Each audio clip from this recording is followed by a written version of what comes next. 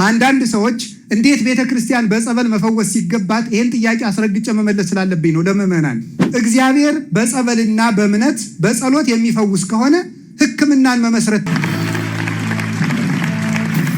ብዙ ሰዎች ናቸው ሰይፉ እንደጀመርክ ጨርሰው እንደው ከቻልክ አገናኛቸው ዘብ ደግሞ ከቻልክ ደግሞ አስታርቃቸው ተባልኩ።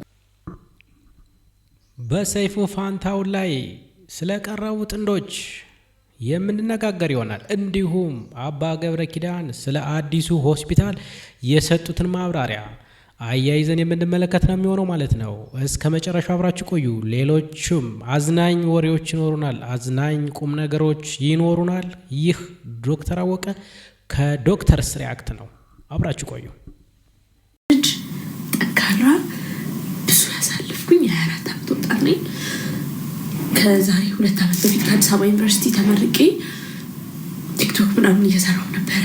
አሪፍ ብዙ ሰዎች ጋር ተዳርሼ ነበር። አሪፍ ስራዎች መተውልኝ ነበር ምናምን። ግን ድንገት ተንቀልቅዬ አፍቅሬ አረገዝኩኝ እና ብዙ ይዣቸው የነበርኩት ነገሮች እንዳለብኝ አየር ላይ እና ምናልባት አሁን ራሳቸውን የሚያጠፉ ሰዎችን ለካ ወደው አይደለም ራሳቸውን የሚያጠፉት ብዬ አንደርስታንድ እንዳደርግ የሚያደርገኝ ቆንጆ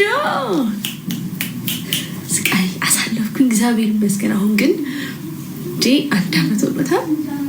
ጠንክሬ እግዚአብሔር አግዞኝ ቆሜያለሁ እና ምክንያቱም ብዙዎች ልክ እንደዚህ አይነት ቪዲዮ ስትለቂ የብዙዎች ጥያቄ እንዴ ልጅ ከወለድሽ ከዩኒቨርሲቲ ተመርቀሽ ስራ ከመጀመርሽ በፊት ከሆነ ይሄ ነገር የሆነው በዚህ ደረጃ ለምን ታለቅሻለሽ? ለምን ትጎጃለሽ? የልጅሽ አባት ዛሬ በሰይፉ ላይ የቀረበችዋ ሴት እውነተኛ ፍቅር፣ ይቅር ባይነትና ጀግና ሴት በሚል ገልጫታለሁ። ምክንያቱም ይቺ ቤተልሔም የተባለችዋ አፍቃሪ ያሳለፈችው የህይወት ውጣ ወረዶችን ባለፈው ሳምንት አሳይቶን ነበርና ጀስት ዛሬ ደግሞ ሁለቱንም ቀርበው የነበሩት ሀብታሙና ቤተልሔም ታሪካቸው ለብዙዎች አስተማሪ እንዲሁም ደግሞ ለብዙዎች የፍቅር ጉዞ ምን ያክል መስዋዕት መክፈል እንደሚገባ አስተምረውኛል፣ ለህዝቡ አስተምረዋል ብዬ አስባለሁ ማለት ነው። ምክንያቱም ስለ እውነተኛ ፍቅር ምስክርነት ናቸው ብዬ ነው የማምነው። ልጅ በሚወለድበት እና የእናትነት ፈተና በምትወጣበት ጊዜ አባት ወደ ኋላ ብሎ ሄዶ ብቻዋን ያንን መከራ ከፍላ ለዚህ መብቃቷ ፋይናሊ ደግሞ አሁን ላይ ይቅር ተባብሎ ያን ሁሉ ያሳለፈችውን ፈተና በፍቅሯ አማካኝነት ረስታ ልክ ሀብታሙን ይቅር ብላ መቀበሏ በእውነት ይቺ የዘመናችን ጀግና ሴት ነች ማለት ደፍሬ ማለት ይችላል። ይቺ ሴት የዘመናችን ጀግና ሴት ናት በሚል መግለጽ ብችል ማጋነን አይሆንም ማለት ነው። በዚሁ አጋጣሚ ምንድነው አንድ ነገር ስንይዝ ወይም ደግሞ አንድን ነገር ለማከናወን ስንወስን ቁርጠኛ መሆን አለብን፣ እርግጠኛ መሆን አለብን። ፕላስ ደግሞ ለዓላማችን የምንገዛና ዓላማችን ታርጌትድ የሆነ እውነተኛ የምናሳካው ዓላማ ከሆነ በምንም መንገድ ሊሰናከል አይችልም። ሊሰናከል እንደማይችልም ከነዚህ ሁለት ጥንዶች ማየት ችለናል። ምናልባት ሀብታሙ የሄደበት የራሱ ምክንያት ይኖረዋል። እሷ ደግሞ ይህን ሁሉ ፈተና ተቋቁማ ልጅ ማሳደግ አለ፣ በልጅነት እድሜ ልጅ ወልዶ በዚህ ሁኔታ መቆየት በራሱ የሚፈትን ቢሆንም ይህን ሁሉ ተቋቁማ መጨረሻ ላይ ደግሞ ፍቅር ፈላጊ ነኝ በሚል ሶሻል ሚዲያ ላይ ወጣ። እንደዚህ ወደ ቀድሞ ፍቅረኛዋ፣ ወደ ቀድሞ ጓደኛዋ፣ ወደ ቀድሞ ባለቤቷ መመለሳቸው፣ ይቅር መባባላቸው በጣም ትልቅነት ነው። በዚሁ አጋጣሚ ሰይፉ ፋንታሁንን ማድነቅና ማመስገን እፈልጋለሁ። ምክንያቱም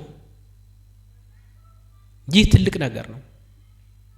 ሰላምን ማምጣት፣ እርቅ እንዲወርድ ማድረግ፣ የተጣሉትን ማስታረቅ ያለና የሚኖር የሚቀጥል ባህላችን ስለሆነ ማለት ነው።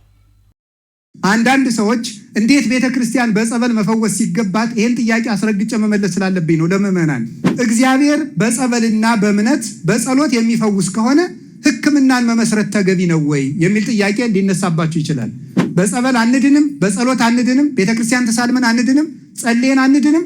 ለምንድን ነው ሕክምና መመስረት ያስፈለገን ሲባል እንዲህ ብለን ማንሳት አለብን። የመጀመሪያው ሕክምና የእግዚአብሔር ፈቃድ ነው። በመጽሐፈ ሲራክ ምዕራፍ 38 ቁጥር 3 ላይ ወልድየ አፍቅሮ ለአቃቤ ሥራይ፣ ልጄ ባለመድኃኒትን ውደደው እውቀቱ ከእግዚአብሔር የተገኘ ነውና ይላል። እጽዋቱን ያበቀላቸው እግዚአብሔር ለሐኪሞችም የሕክምና እውቀትም የሰጣቸው እሱ ነው። ስለዚህ ኦርቶዶክሳዊት ቤተክርስቲያን ቴክኖሎጂን የምትነቅፍ ሳይንስን የምትጎትት ሳይሆን ሳይንስ ሳይወለድ ስልጣኔን ይዛ የተገኘች የስልጣኔና የወደፊት ጉዞ ሁሉ ማህደርና እናት ናት። ከዚህ የተነሳ እግዚአብሔር ራሱ ሕክምናን ፈቃዱ ነው። ለምሳሌ ምዕመናን ልንገራችሁ። እግዚአብሔር ብርሃናችን ነው። ፀሐይ አያስፈልገንምን? ክርስቶስ የሕይወት እንጀራችን ነው። እንጀራ መብላት አያስፈልገንምን? ክርስቶስ የሕይወት መጠጣችን ነው። ውሃ መጠጣት አያስፈልገንምን? እግዚአብሔር ጠባቂያችን ነው። ለቤታችን በር መግጠም አያስፈልገንምን? በፍጹም አይደለም። እግዚአብሔርም ብርሃናችን ነው። በፍጥረት አድሮ ይመግበናል። ይሄ ፀሐይ የእግዚአብሔር ነው። በፀሐይ በኩል የሚያበራው እግዚአብሔር ነው። በውሃው በኩል የሚያረካን እግዚአብሔር ነው። በምግብ የሚያጠነክረን እግዚአብሔር ነው። በነፋስ እንድንተነፍስና እንድንኖር የሚያደርገን እግዚአብሔር ነው። በሕክምናም የሚፈውስ እግዚአብሔር ነው። ሕክምና ራሱ እግዚአብሔር ነው። ጌታችን ኢየሱስ ክርስቶስ በዮሐንስ ወንጌል ምዕራፍ 9 ላይ እንደተቀመጠው ዕውሩን ራሱ መፈወስ ሲችል ጭቃ ቀብቶ የፈወሰው ለምንድን ነው? ተፈጥሮን ተጠቅሞ መፈወስም የእግዚአብሔር መንገድ ስለሆነ ነው። በዚህ ምክንያት ሕክምናውን መስርተናል።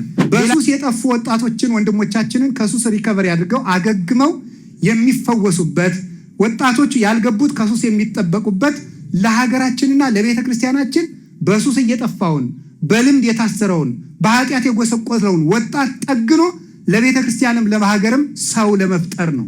ሰው መፍጠር የእግዚአብሔር ዓላማው ስለሆነ በዚህ ምክንያት ሆስፒታሉን እንግዲህ የአባ ገብረ ኪዳንን ንግግር እንደሰማችሁት ሕክምና ጸበልን አይቃወምም፣ እምነት ደግሞ ሕክምናን አይቃወምም። ስለዚህ አንድ ሰው በእምነቱም ይድናል፣ በሕክምናም ይድናል። ስለዚህ መያዝ ያለብን ሃይማኖት ሕክምናን አይከለክልም፣ እንዲሁም ደግሞ ሕክምና ደግሞ ሃይማኖትን አይከለክልም። ስለዚህ አንድ ሰው በጸበሉም ሊድን ይችላል፣ በጸበሉ በትክክል ይድናል፣ በሕክምናም ይድናል። ይህ ዘ ፕሪንሲፕል። ስለዚህ የሰጡት ምላሽ በእኔ እይታ ትክክል ናቸው። ምክንያቱም እግዚአብሔር የማዳን ጥበቡን በተለያየ ምክንያት ይሰጣል። የማዳን ጥበቡን ስለሰጠን እግዚአብሔር ስለሰጠን እንጂ ሰው ስለሰጠን አይደለም። ሰዎችን የታመሙ ሰዎችን የምንፈውሰው የምናድነው ሕክምናውን የምንሰጠው ለአንድ ታካሚ ይህም መድኃኒት ነው የማዝዝልህ፣ ይህም መድኃኒት ነው የምትወስደው፣ ይህ መድኃኒት ስትወስድ ትድናለህ ብለን የምንሰጠው እግዚአብሔር በእኛ ላይ አድሮ እነዚያን ሰዎች እንዲፈውሳቸው በማመን እንጂ